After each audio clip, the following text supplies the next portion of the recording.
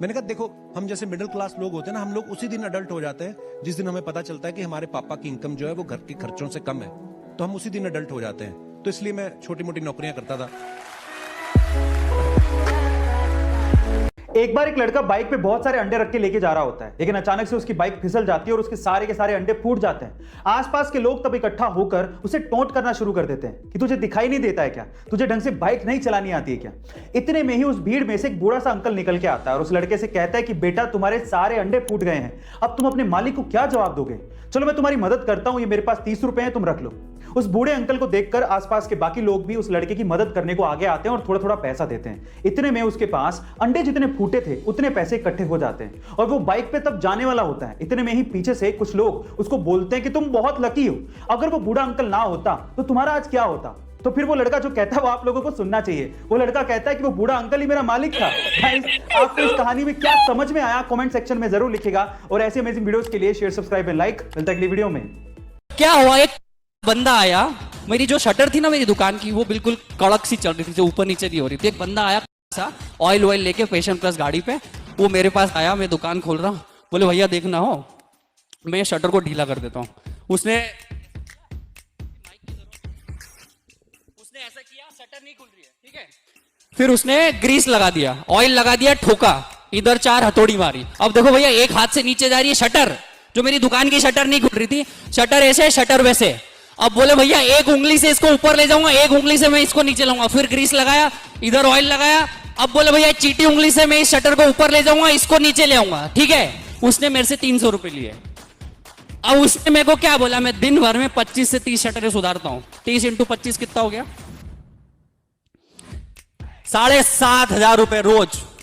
महीने का कितना हो गया, 2.25 लाख रुपए। आप में से कोई करेगा ये काम? गाइस, क्या आप जानते हैं कि कैसे टाटा की पार की नजर ने 2 लाख करोड़ की वॉच कंपनी इंडिया में खड़ी कर दी?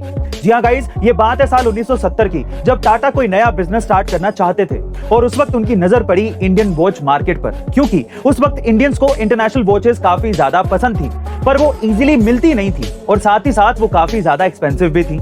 इसलिए टाटा ने साल 1987 में पहली बार टाइटन वॉचेस की मैन्युफैक्चरिंग शुरू कर दी। टाइटन ने कुछ ही साल में इंडियन मार्केट में काफी ज्यादा बड़ा नाम बना लिया था, क्योंकि टाइटन की सर्विसेज दूसरे ब्रांड से काफी ज्यादा अच्छी थी। शायद इसी वजह से एक वक्त ऐसा भी आया था जब पूरे टाटा के रेवेन्यू का 70% कंट्रीब्यूशन टाइटन से आता था। यही नहीं, टाइटन के स्टॉक्स ने भी पिछले 5 सालों में अपने इन्वेस्टर्स को लगभग 400 गुना रिटर्न दिया था और इसी वजह से टाइटन इंडिया का नंबर 1 ब्रांड बन चुका है। गाइस, क्या आपको भी टाइटन की वॉचेस पसंद है? कमेंट सेक्शन में जरूर लिखिएगा और ऐसे अमेजिंग वीडियोस के लिए शेयर, सब्सक्राइब एंड लाइक। मिलते हैं अगली वीडियो में। हिंदुस्तान में इतना गंदा जहर फैलाया गया है काम को लेके। एसी में बैठ के प्रोफेसर बन जाओ तो वो नौकरी अच्छी, पर रोड साइड पे जाके 5 लाख रुपए महीना कमाओ वो गलत है। तो पॉइंट हियर इज कि हमें हिंदुस्तानी लोगों को एक नया जीव और क्या बोले एक बीज डालना पड़ेगा कर्म का, जो कृष्ण कह के गए हैं कि कोई भी काम छोटा नहीं होता है, काम होता है। आईटी इसलिए एम मत करो कि उसके बिना लाइफ नहीं है। सुंदर पिचई, अरविंद कृष्णा आईटीएंस हैं, सत्या नडेला नहीं भी है। और आईटी इसलिए मत करो कि वहां पढ़ाते अच्छा है, पढ़ाने वाले मिल जाएंगे हर स्कूल कॉलेज में। आईटी इसलिए करो क्योंकि टफ है और टफ बैटल लड़ने में कॉन्फिडेंस आता है life. Guys, Elon Musk, Mark Zuckerberg और सर रतन टाटा, इन सभी में एक बात कॉमन थी कि उन्होंने एक खास चीज में इन्वेस्टमेंट किया था। एलोन मस्क ने एरोस्पेस इंडस्ट्री में बैकग्राउंड ना होने के बावजूद भी महीनों तक बुक्स पढ़कर रॉकेट साइंस सीखा और स्पेसएक्स स्टार्ट किया। मार्क जुकरबर्ग ने 19 साल की एज में ही 2 हफ्ते में फेसबुक बना दिया था, लेकिन ये करने के लिए वो 11 साल की एज से ही कोडिंग सीख रहे थे।